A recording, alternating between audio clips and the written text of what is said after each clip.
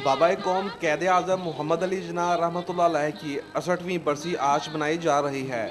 इस दिन की मुनासबत से खसूसी तकारीब भी मुनक्कद की गई हैं, जिनमें पाकिस्तानियों ने अपने मोहसिन को खराज अक़ीदत भी पेश किया।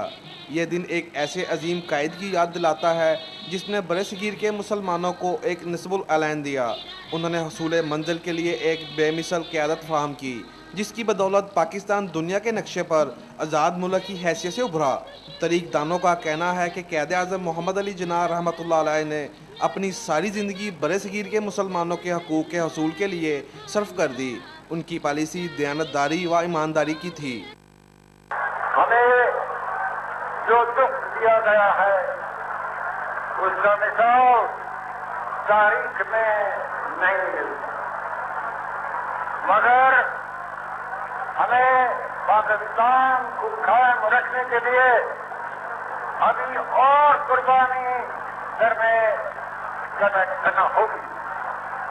मुसलमान मुसीबत में घबराया नहीं करता।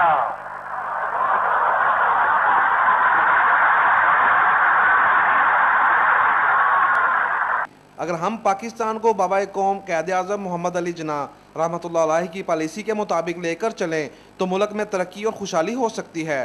मुबसरीन का कहना है कि क़ायद आज़म की सियासी जदोजहद मुल्क के सियासतदानों के लिए एक मिसाल है। राना शहीद अल्ताफ़, पाक न्यूज़, लाहौर।